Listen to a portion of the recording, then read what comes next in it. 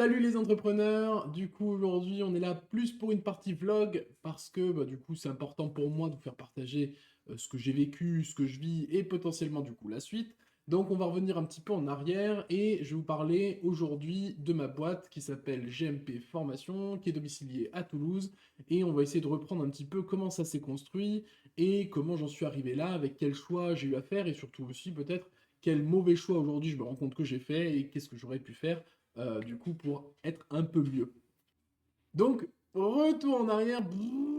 Il y a 5 ans, j'étais du coup en statut de CDI, en période d'essai, tout ça, et ça ne m'a pas du tout plu. Et je vous avais dit dans une vidéo précédente que j'avais eu envie de changer de vie et de me mettre à mon compte. On venait d'acheter une maison, j'avais eu le crédit avec mon ancien boulot en CDI, donc c'était passé. Et j'avais de l'argent de côté, je me disais, bon bah, allez, j'aime bien faire de la programmation informatique, donc je vais proposer mes services finalement à plusieurs sociétés pour mettre à jour leurs fichiers de business, de gestion, de stock, de prod, de personnel, etc., pour que ça leur fasse gagner du temps. Donc c'était vraiment dans l'optique de on améliore du coup les entreprises et leur gestion. Donc j'étais parti dans ce créneau, j'ai monté mon statut d'auto-entrepreneur. Alors pourquoi j'ai fait déjà ce premier choix? C'est important. Parce que vous allez voir, il y a beaucoup d'exemples finalement où on arrive dans ce cas-là et plutôt que de monter une société, il vaut mieux vraiment être auto-entrepreneur. Et on le reprendra après puisque ça n'a rien à voir. Donc j'ai fait le choix de passer en auto-entreprise parce que déjà, premièrement, je ne vendais que mon temps. Donc ça veut dire que, bon, un ordinateur, vous voyez le bordel qu'il y a derrière là, bah, je l'ai déjà, j'ai pas besoin d'investir pour commencer finalement mon activité. Word, Excel, PowerPoint, ça coûte rien, donc pour faire ma programmation sur Excel pour mes fichiers professionnels, tout ça, ça ne coûtait rien. Donc j'avais très peu d'investissement, quand je dis très peu, c'est ou rien d'ailleurs, hein, ou pas d'investissement du tout, pour finalement, du coup, avoir des prestations que je vais vendre. Donc en fait, mon bénéfice était quasiment égal à mon chiffre d'affaires. Quasiment. Voilà, j'avais quoi comme charge? Juste, j'avais fait quelques flyers, un petit peu de mailing, mais c'est tout quoi. Voilà. Le reste, bah, c'est, voilà, je propose mes services et puis après, c'est le bouche à oreille qui fait le job. Ça a très bien fonctionné, j'ai eu des premiers clients, notamment des anciens patrons à moi qui ont fait appel à mes services évidemment, mais j'ai eu aussi des nouveaux clients et ça s'est quand même plutôt pas mal passé. Donc en fait, c'est super intéressant. Comment ça se passe pour ceux qui ne sont pas dans ce milieu-là? Eh bien c'est simple en fait, hein. Vous déclarez votre micro-entreprise du coup, sur internet directement. J'ai déjà fait une vidéo un petit peu dessus, sur le comment on fait et à quoi il faut penser donc, je m'arrête là-dessus, hein. Petit lien du coup dans les autres vidéos, allez voir. Une fois que j'ai fait ma déclaration, et bien après, je mettais mon chiffre d'affaires, donc c'est-à-dire toutes les prestations que je vendais pour mes clients, sur le site de l'URSSAF.autoentrepreneur. Je sais pas quoi, gouv.fr. Donc en gros, il y a, je sais pas, vous faites un mois à 10 000 balles, vous savez que vous allez payer 2000 balles d'URSSAF, et puis basta. À ne pas oublier d'avoir un compte du coup séparé de son compte personnel pour pouvoir faire cette gestion quand même, parce que c'est plus facile de voir ce qui rentre et ce qui sort quand on a un compte séparé. Mais voilà un petit peu le contexte, donc ça s'est super bien passé, ça a duré quand même pas mal de mois, hein. J'ai tiré bien 6 mois à faire cette activité-là, quelque chose comme ça, et ça marchait vraiment très bien. Jusqu'au jour où, sur Internet, je répondais à des appels d'offres régulièrement pour faire ce métier-là d'ailleurs, hein, j'en ai pas parlé. J'allais sur codeur.com et je faisais des devis du coup pour certaines prestations de services, justement dans cette thématique. Et un jour, j'ai vu qu'il y avait quelqu'un qui voulait des supports de vidéos, de formation sur Excel, Word et PowerPoint à l'époque. Et je lui ai dit, bah, génial, mais génialissime. J'ai donc discuté avec la personne et je lui ai proposé un devis, tout simplement, tout bête. Et je dis, voilà, ben, si t'es d'accord, on y va et on travaille ensemble. Donc, nickel. Alors, pour la petite anecdote quand même, j'ai fait 60 heures de formation, je crois, en vidéo à cette époque, sachant que j'avais pas les supports, j'avais rien. Donc j'ai fait les supports, j'ai fait les vidéos, les retouches, le montage, tout. Donc 60 heures en tout pour 2000 balles. Bon, la moins bonne affaire de ma vie en tout cas, mais la suite était quand même super sympa. Donc vous voyez que c'est une opportunité, je l'ai prise, ça m'a fait bosser les soirs, certaines nuits et tout, enfin bref, j'y ai passé du temps. Et derrière ça, eh bien du coup la personne m'a dit, bah ton boulot, les gens adorent, c'est génial, est-ce que maintenant tu veux faire de la formation en live avec mes apprenants? Ah, je dis, bah ouais, ouais, ça peut être cool, effectivement, ça m'intéresse. Allez, on y va. Bon, ça me prend 1 heure par jour, puis deux, puis trois, puis quatre. Et au bout d'un moment, du coup, il m'a recommandé à certains de ses confrères, qui étaient eux aussi centres de formation, Et finalement, bah, du coup, au bout d'un moment, j'étais avec trois, quatre organismes différents et je faisais que ça, que ça, que ça. C'est-à-dire que grâce à une prestation de service, finalement, que je ne faisais pas du tout avant, je suis passé de 100% programmation à 100% formation, finalement, sur les outils bureautiques. Donc, bah, pourquoi pas, hein? Alors, j'étais pas forcément mieux payé à l'heure, là, c'est clair, hein. Dans un cas, je pouvais faire des devis, sur quelques jours à plusieurs milliers d'euros, sans aucun problème, des fois avec des déplacements sur lesquels je prenais de la marge et tout ça. Et là, je gagnais 30-35 € de l'heure, hein. Il faut voir un petit peu ce côté-là. Mais pourquoi j'ai fait ce choix-là? Déjà, premièrement, j'avais pas besoin de m'emmerder à trouver des clients. J'avais pas de gestion administrative et j'avais quelque chose d'ultra régulier pour ma fin de mois. Donc en fait, j'avais un salaire qui était de 4-5 000 € par mois sans trop de difficultés, puisque j'avais un petit peu encore de programmation aussi à côté, vite fait, que je tarifais vachement cher pour le coup, parce que j'avais plus beaucoup de temps pour le faire. Et du coup, de manière ultra régulière, ce salaire-là. Alors qu'avant, je pouvais très bien avoir des mois à zéro, parce que j'arrivais pas forcément à avoir des affaires, parce que mes devis n'étaient pas acceptés, parce que mes clients n'avaient pas besoin de moi, et des mois à 10 000 balles, quoi.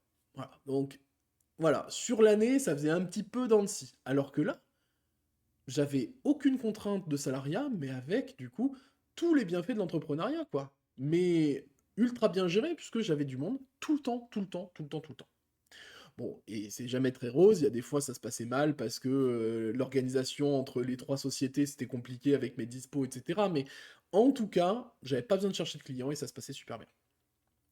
Je l'ai dit déjà dans une de mes vidéos, la suite en perso s'est mal passée, donc il a fallu du coup que je réagisse. J'ai perdu finalement quasiment tous mes contrats du jour au lendemain à cause de l'arrivée de mon fils un peu prématuré, et derrière ça, eh bien, j'ai commencé à monter ma société.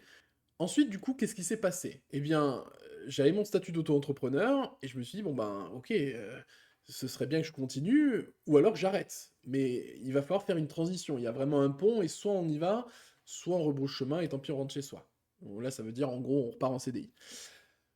J'ai fait le choix, finalement, de me dire, ok, il y a quand même des gars qui trouvaient des clients à 100 balles, 200 balles de l'heure pour faire de la formation qui me sous-traitaient. Bon, je vais peut-être quand même être capable de trouver des apprenants qui veulent du coup apprendre, qui sont sûrs d'avoir un bon résultat parce que ben, les réseaux sociaux font que, ou même le bouche à oreille des fois fait que, et que je sois finalement leur formateur, et pas forcément à 100 balles de l'heure, 200 balles de l'heure, chose que je trouvais quand même vraiment agressif, quoi. Vraiment, pour des gens qui utilisent leur CPF, hein, le compte personnel de formation, vous connaissez bien, hein, on a été appelé 40 milliards de fois au Covid pour ça.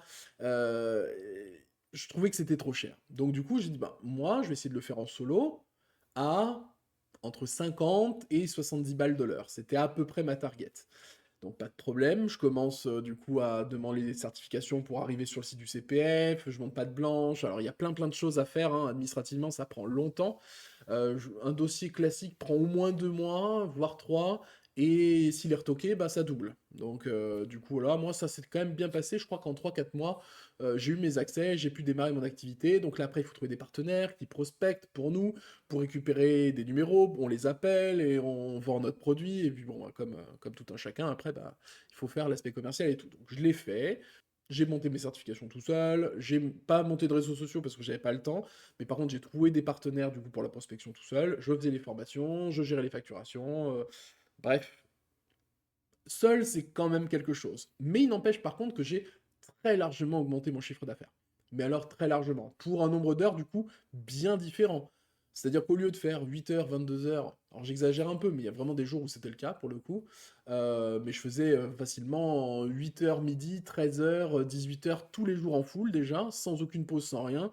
Et puis les soirs, je bossais sur un peu de programmation de temps en temps, voire j'avais des fois des clients dans les dom-toms ou autres, quand j'étais sous-traité, hein, finalement. Quand je suis passé du coup vraiment à mon compte dans cette partie centre de formation, là ça a complètement changé. Je faisais beaucoup moins d'heures, mais forcément j'ai quasiment doublé mon taux horaire. Donc j'avais plus besoin de faire autant d'heures du coup. Donc j'ai gardé mon statut d'auto-entrepreneur au départ, mais j'ai agrémenté ce statut finalement de toutes les certifications pour pouvoir proposer des formations comme un centre de formation. Donc ça s'est très bien passé, ça a duré plusieurs années, et ce qui aurait dû arriver arriva. Du coup, quand mon fils a été assez grand et que j'ai pu avoir plus de temps, être moins fatigué et entreprendre beaucoup plus, avoir un plus d'appels, plus de volume en termes de clients, eh bien, il s'est avéré que j'ai commencé à avoir des chiffres d'affaires plus élevés que la limite de l'entrepreneuriat. Donc pour rappel, hein, on est autour de 80 000 euros. C'est pour vous donner un ordre d'idée par an. Donc je sais que la dernière année en entreprise, j'étais à 110 000, 120 000 euros de chiffre d'affaires, voire même peut-être un peu plus d'ailleurs. Mais comme il n'y a pas de comptabilité, je sais juste que j'ai gagné pas mal d'argent. Bon, bref. Et donc forcément, au bout d'un moment, on dit, bah, hé, t'es au-dessus maintenant, t'as plus le droit. Alors tiens, petite chose quand même, le statut d'auto-entrepreneur autorise une année sur deux à exposer le plafond.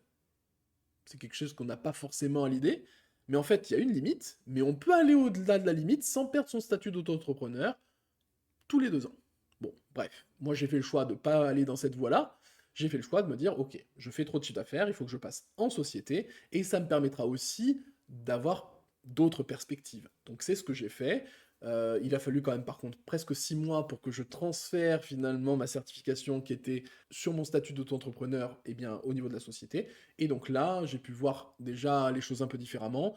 J'ai recruté une formatrice, j'étais moi-même encore formateur, j'ai pu du coup faire appel à des gens, des connaissances du coup, qui sont devenus aussi des amis pour la gestion commerciale. Donc le fait d'être en société après du coup change complètement les choses.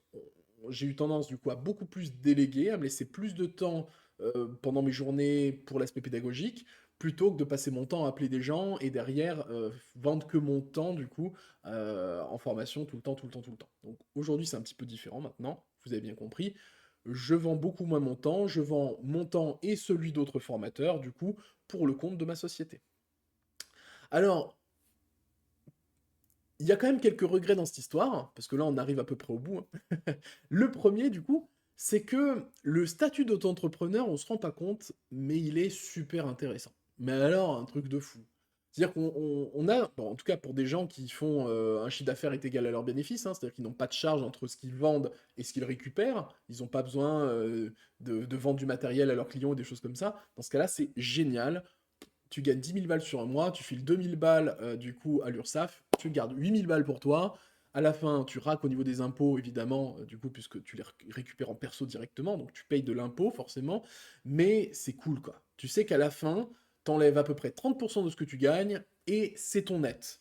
Voilà, ça dépend de ta vie de famille, si t'as 2 enfants, 3 enfants, si t'en as pas, là tu le casques encore plus, mais c'est l'ordre d'idée, donc c'est cool, tu sais exactement où tu vas, et t'as pas besoin de t'emmerder à faire des montages financiers pour récupérer de la thune, puisque ça t'appartient en fait. Ça arrive sur un de tes comptes personnels, directement. C'est juste que tu dis à l'URSSAF, tiens, j'ai gagné tant, allez-y, ponctionnez-moi. Ça, c'est super. Par contre, côté société, quand on passe côté société, alors là, aïe, aïe, aïe, aïe, aïe. Alors, il y a un choix à faire que j'ai dû faire. C'était soit SARL, soit SAS. Alors, c'était la première société que je montais, donc en fait, je me suis dit, le problème, c'est qu'il faut bien que je cotise pour la retraite. Et le problème qui se pose, c'est que une SARL, on peut se payer et l'URSSAF va récupérer 45% dessus. Donc, imaginons, je me paye 1000 balles de salaire, je vais en reverser 450 à l'État. Je trouve que c'est déjà beaucoup, hein, je pense que vous êtes d'accord avec moi. En SAS, c'est encore pire. C'est-à-dire que du coup, si je me paye 1000 balles, je vais donner 800 balles à l'État. Alors je me suis dit, bah non, c'est pas possible. Je vais rester en SARL. Oui, d'accord. Le problème, et que je ne savais pas, c'est que aujourd'hui, le salaire minimal pour cotiser à 100% pour la retraite, il est d'environ 600 balles. Moi, je m'attendais à ce qu'il soit au niveau du SMIC. Donc je m'attendais à devoir me payer pour cotiser à peu près 1200 balles, 1300, 1400 balles.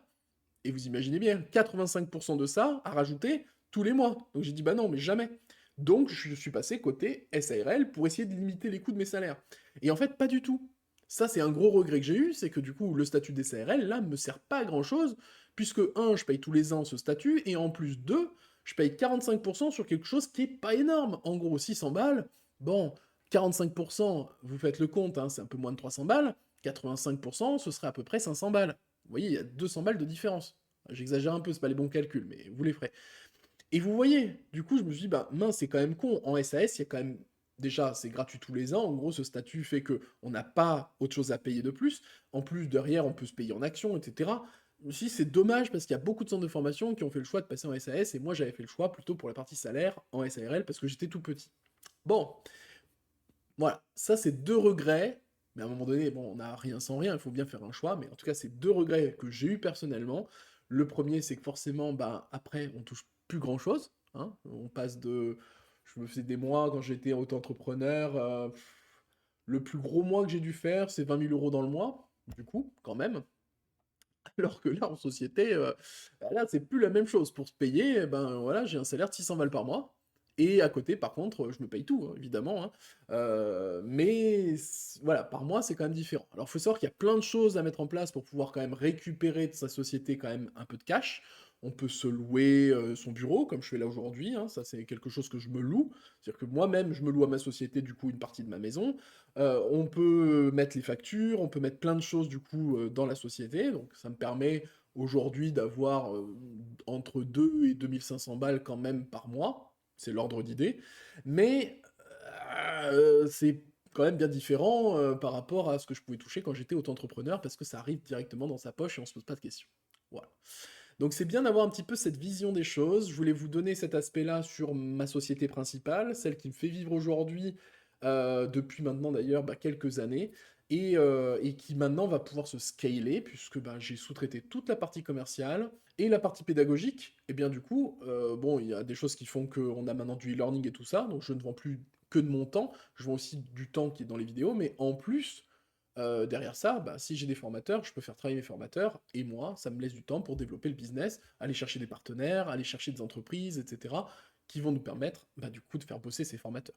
Donc voilà, c'est pas du tout les mêmes perspectives, et vous voyez un petit peu la nature qui est différente. Auto-entrepreneur, on travaille pour soi, on ne travaille pas pour faire travailler les autres quand on est auto-entrepreneur, mais c'est super allégé, c'est super sympa, 20%, vous imaginez bien, ou 30% par rapport à 45 ou 85%, ça n'a rien à voir, du coup, alors que société, on voit pas du tout la vie de la même manière, et son portefeuille à la fin du mois est pas du tout le même, mais il faut forcément y passer finalement si on veut grossir quand même au niveau business. J'espère que cette partie vlog, du coup, vous a plu. C'était vraiment sur la partie de mon centre de formation. Les prochains, on va partir sur les nouveaux projets, puisque c'est quand même le fondement de ma chaîne. C'est de vous montrer, du coup, quand on démarre de nouveaux business, ben, quelles sont les bonnes questions à se poser, comment on s'organise, etc. Donc, je vous retrouve pour de prochaines vidéos sur ces thématiques, justement.